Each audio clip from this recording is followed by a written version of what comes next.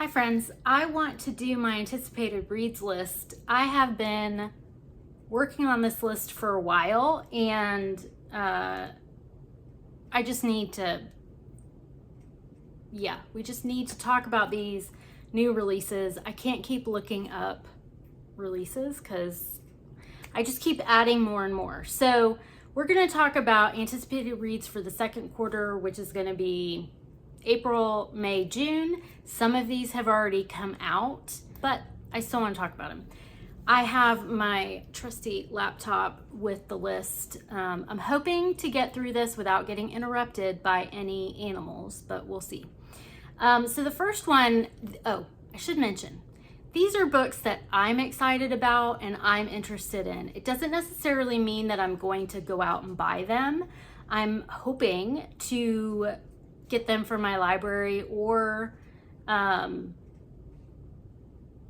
another source somehow, maybe borrow them. So I'm excited about these and I will share with you if there's a specific reason why I've put these on this list. So the first one, which is already out, it came out on April 7th, is The Name Game by Beth O'Leary. So I have read The Flat Share by Beth O'Leary, and I just haven't gotten to her other stuff, though I think she'd be an author that I'd really, really like her other stuff. The Name Game is a man and a woman with the same name are looking for a fresh start, only to discover that they have landed the same job in this charming new romance by best-selling author Beth O'Leary. Charlie couldn't be happier to take the job of farm shop manager on the remote wild isle of Ormer. She's grieving, a little lost, and is in desperate need of a fresh start. Jones has come out of a difficult breakup and is looking forward to some peace away from the noise of his city life. Moving to Ormer couldn't have come at a better time. But when Charlie Jones and Charlie Jones both turn up at Omar's one and only farm shop, claiming to have been offered the role of manager, everyone is baffled. How could this happen? And just who is the real Charlie Jones? It just sounds really cute. The next one is The Book Witch by Meg Schaefer. This came out on April 7th. And I have read both of Meg Schaefer's other books, The Wishing Game, which I really loved, and The Lost Story, which I loved, not as much as The Wishing Game, but I did like it as well. So this is The Book Witch. Rainey March is a proud third-generation book witch sworn to defend works of fiction from all foes, real and imaginary. With her magical umbrella and feline familiar, she jumps in and out of novels to fix malicious alterations and rogue heroes like a modern-day magical Nancy Drew. Book witches live by a strict code. Real people belong in the real world. Fictional characters belong in works of fiction. Do not eat, drink, or sleep inside a fictional world, lest you become part of the story. Falling in love with a fictional character, don't even think about it. Which is why Rainey has been forbidden from seeing the Duke of Chicago, the dashing British detective who stars in her favorite mystery series. If she's ever caught with him again, she'll be expelled from her book coven and forced to give up the magical gifts that are as much a part of her as her own name. But when her beloved grandfather disappears and a priceless book is stolen, there's only one person she trusts to help her solve the case. That just sounds really fun. I've listened to the other two Meg Schaefer books on audio, so that's probably how I'll try and get that one. The next book is Love by the Book by Jessica George. This is out or came out on April 7th as well. I read Mame by Jessica George and really liked it. Friendship is the love story you can count on. Remy is lucky. Her her debut novel, based on three best friends, became an instant bestseller when it was released, and her agent and publisher are clamoring for a follow-up. But just as Remy's creative inspiration seems to leave her, so too do her friends. One moves to New York, one gets pregnant, and one gets back together with her awful boyfriend. After an ill-advised one-night stand complicates matters further, Remy is left deeply alone and unable to find her next book idea. Simone is successful, a kindergarten teacher with a passion for kids and a well-paying side hustle that affords her all the material comfort she desires. She doesn't have time for a robust social life. All Simone needs is her close-knit family, but after the true nature of her work is revealed, they cut her off and she realizes for the first time just how isolated she is. When Simone and Remy bump into each other, literally, in a bookstore, it isn't exactly soulmates at first sight. Simone is guarded and prickly. Remy is insecure and heartbroken. And each woman is harboring a secret. And yet they might just be the missing piece the other has been searching for, if only they can let each other in. So, yeah, I like stories that focus on friendship, although it sounds like these friendships are a little complicated. So we'll see how that one is. I have requested Love by the Book on audio. I think I'm on hold for it for Libby.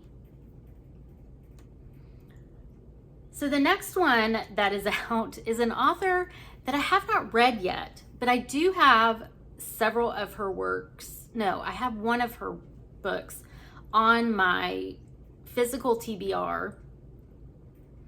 And I have read some of her work. I think it's mainly been in triad chapters. And then I don't end up reading, I think it was library books. But it's an author that I want to try. So I put this one on and yeah. It also came out on the 7th, and that is American Fantasy by Emma Straub. This is an irresistible story about what happens when your teenage fantasy comes true after you're already an adult. When the American Fantasy cruise ship sets sails for a 4-day themed voyage, aboard are all 5 members of a famous 90s era boy band and 3,000 screaming women who have worshipped them since childhood. Feeling slightly out of place amid this crowd is Annie, here on a lark to appease her sister. Yet when the lights come up and the idols of her youth begin to sing, something is unlocked. Call it memory, call it nostalgia, call it the chemical reaction of hormones, hope, and sexual reawakening. Between the slushy alcohol drinks and the familiar music and the throngs of middle-aged women acting like lovesick teenagers, Annie finally reconnects to a long submerged part of herself. By the time she meets one of the boy band members, not just a celebrity, but someone in need of a friend, she has access, a new sense of possibility. That sounds fun and also a bit salacious, maybe. Which is funny because one of the big boy bands when I was growing up was New Kids on the Block, and they have a cruise. And my sister and I always joke about going on it. We never have. But yeah, this book sounds like it could be what a tour would be like. I don't know. But I do enjoy boy band books. So there's that. I think I did request it from my library, and there is a wait list on it. Emma Straub is pretty popular. So the next one is a debut. It just sounded really interesting to me. And it is The Ending Writes Itself by Evelyn Clark, and this came out on the 7th as well. A propulsive debut mystery, the brilliant and diabolical... Oh, that's right. I do remember. See, I put all this together.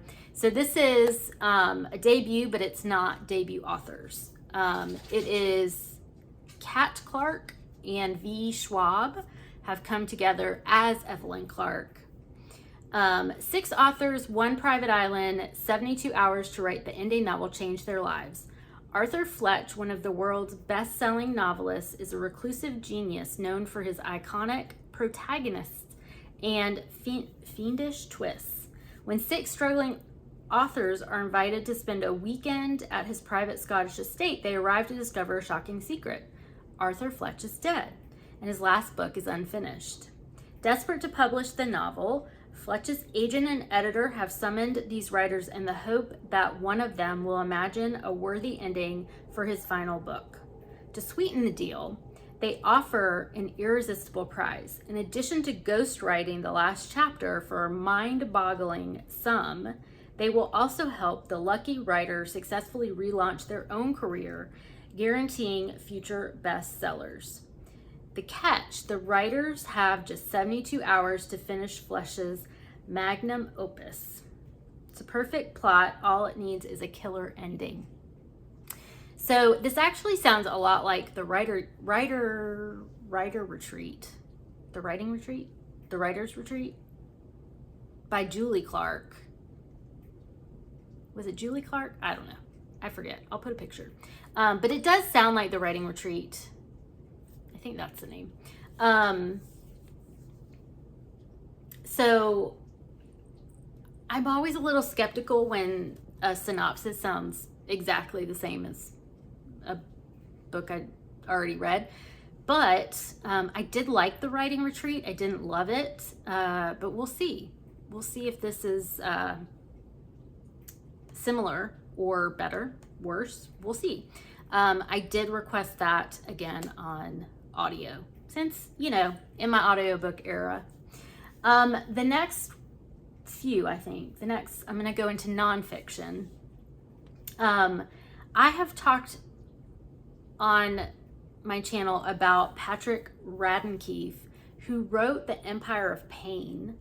It was a nonfiction about kind of the family that started producing opioids, I think, or really the marketing tactics that were used started with the Sackler family. And that book was really, really good, well-researched, well-written.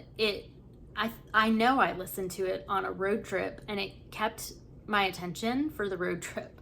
And I still remember, I read that a couple years ago, and I still remember a lot of the facts about the case.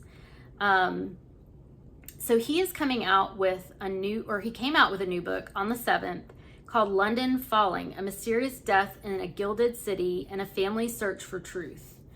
It's a spellbinding account of a family devastated by the sudden death of their 19-year-old son, only to discover that he had created a secret life which drew him into the dangerous criminal underworld that lies beneath London's glittering surface. And then it goes into the crime, which I don't really want to read much more than that. I definitely want to get probably, as you guessed it, the audiobook for that one. Also, another author that I've read before and really liked came out with a new book on the 7th, and that is Kate Bowler. She came out with Joyful Anyway. You can't always be happy, but you can be joyful anyway. We live in a culture convinced that chasing happiness will optimize our bodies, our minds, our relationships, our lives. But in the meantime, bad news usually stays bad. Illness, chronic pain, grief, and disappointment don't obey our timelines or vision boards. We are left wondering why, if we're doing everything right, life still feels so hard. Honest, embracingly tender, Joyful Anyway proves the experiencing joy does not depend on resolving everything that makes life difficult. Drawing on a decade of living with serious illness and a lifetime studying Americans' obsession with progress, Kate Bowler shows why people so busy chasing happiness miss out on actual joy. That is a topic that I'm very interested in. I kind of roll my eyes at things that say, find happiness, choose happiness, different things like that, because happiness is defined differently for every person. And I just personally don't believe that we are created to be happy every moment of every day. I just don't think that's a realistic goal for people. So yeah, I'm really interested in this. I might actually end up purchasing it. We'll see. The next one that came out on the 7th as well is also another writer that I've read before. And this is Marissa Renee Lee. She wrote Grief is Love, which I read and reviewed on my channel. She wrote it about losing her mom, and she then came out with this month Waiting for Dawn, Living with Uncertainty, which talks about her experience of chronic illness. Lee reveals how to prioritize and care for yourself when uncomfortable change is thrust upon you. She guides you through the hard times that arise unexpectedly and disrupt your life for indeterminate periods. Uncertainty and fear impact how you interact with the world and understand your place in it. You manage the loneliness and isolation by convincing others that you are fine. Lee debunks the idea that you must force positivity and instead helps you learn how to hold compassion for yourself in hard times. There's more to the synopsis. I don't want to read further because I probably will also get this one. I think I do have Grief is Love still on my shelves. I also am in my bedroom recording this because the light was better and now the sun's setting. So bear with me on the light. Okay, so this other one I actually was approved for on NetGalley and I just didn't get to it. It is Arsenio by Arsenio Hall. Okay, like I am a kid of the 90s, grew up in the 80s and 90s, and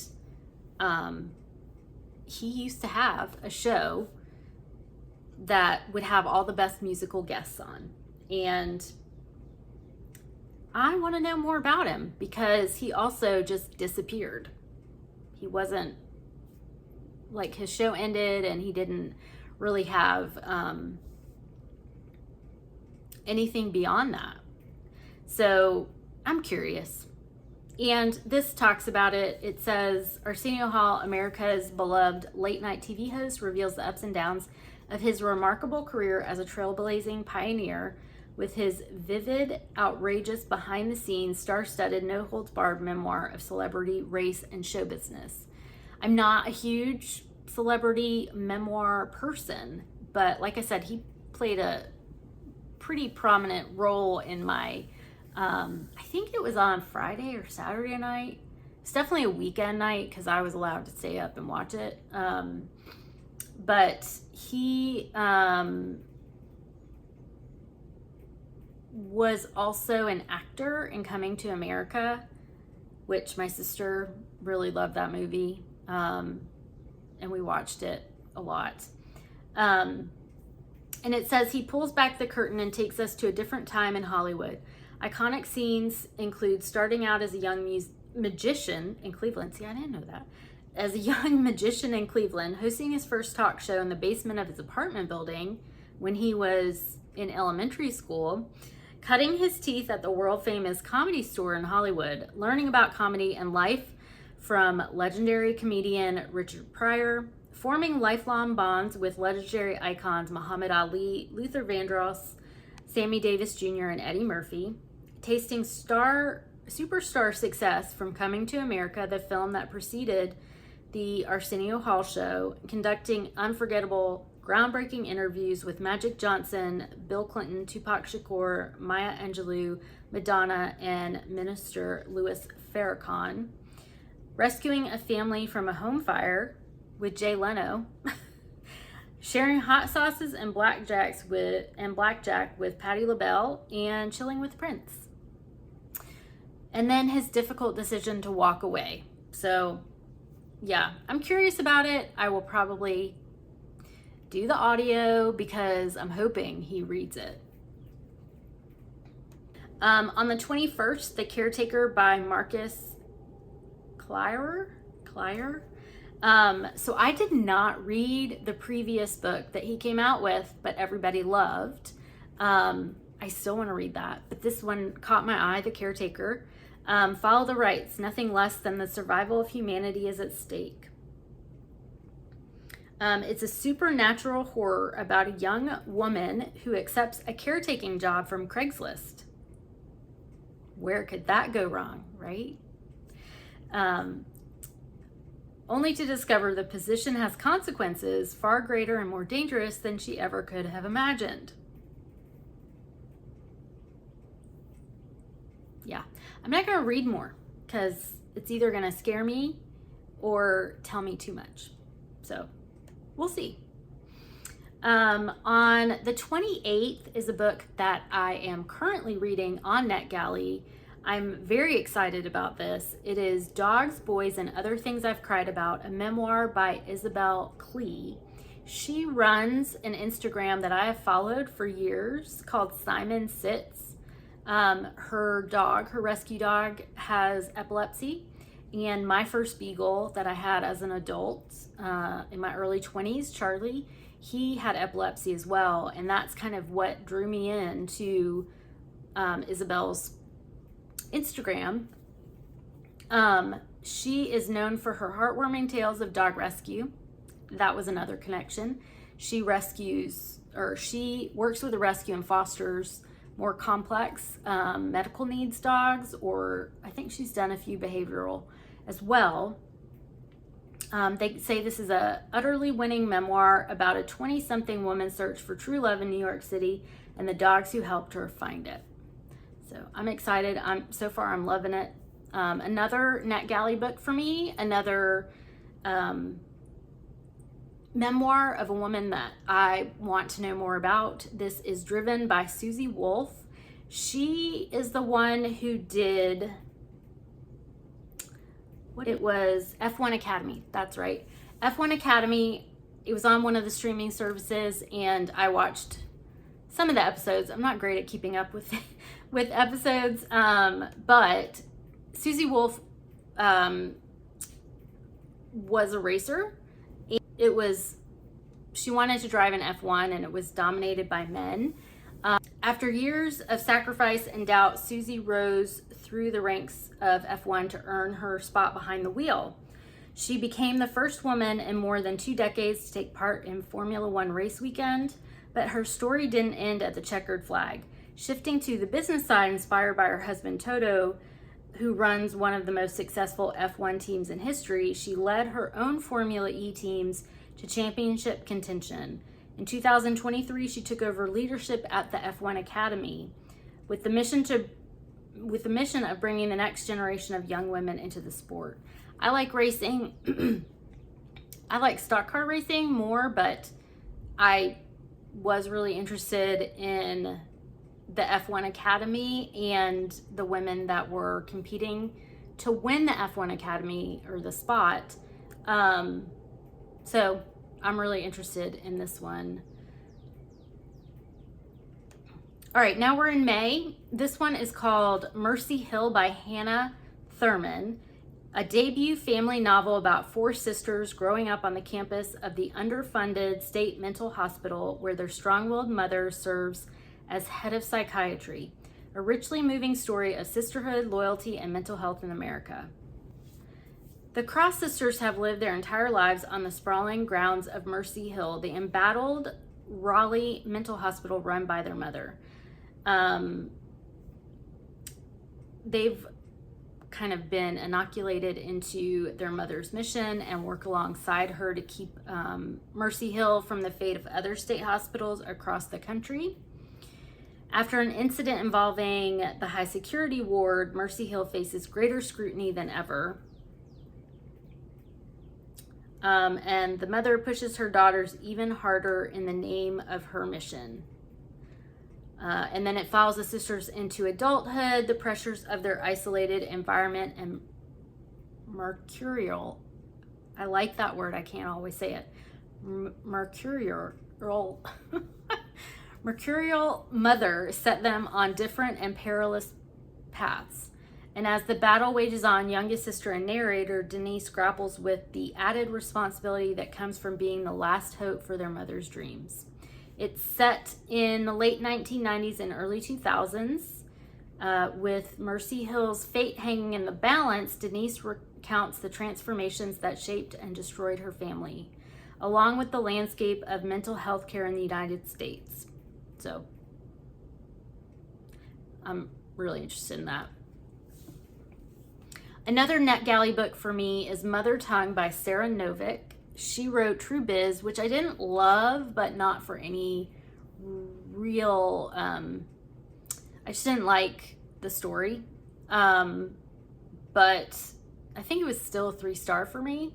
I liked the writing. And this is a memoir about retracing her path out of the hearing world and into the deaf community, and seeks to understand what it means to raise children who are different from her in this emotionally rich memoir.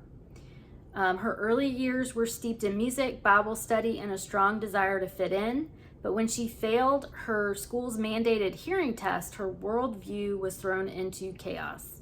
Desperate not to be marked as different, she told no one, staying in the hearing world for as long as she could by brute force. Eventually, unable to ignore the fact that she was deaf, Novick sought out other deaf people and was welcomed into a tight-knit community rooted in the beauty and joy of American Sign Language. Novick realized that rather than maintaining the facade of her old life or trying to straddle two worlds, she would need to cultivate an existence in the space between. Now the mother of 2 young sons, one biological and hearing, the other adopted and deaf, Novick reflects on her life both before and after parenthood. She's raising her children within the deaf world, offering them things her younger self needed, all the while knowing that as her children grow, their own paths will branch off from hers in ways she cannot fully predict or plan for. Out on May 19th is On Witness and Repair by Jesmyn Ward. I love Jesmyn Ward's writing. Her fiction is probably what I've read. Yeah, I haven't read her. She has a memoir out of her family, and I have not read that yet. But this is a collection of her creative nonfiction, including widely shared classics, 3 never-before-published speeches, and an introductory essay. I am a sucker for an essay collection, and by one of my favorite authors, yes, please. On the 26th of May, The World to See by Jessica Handler. Jessica Handler is a local author to Atlanta, and I have not read her fiction. I've read some of her nonfiction, and also I've taken a writing class with her. When teenager Nadine Harvey helps her best friend hide a disturbing secret, she's also concealing her own deepest truth. She'll do almost anything to be wanted. 5 years and 3,000 miles later, Nadine is thrilled when her idol, Celeste, a rock star known as the Oracle, befriends her.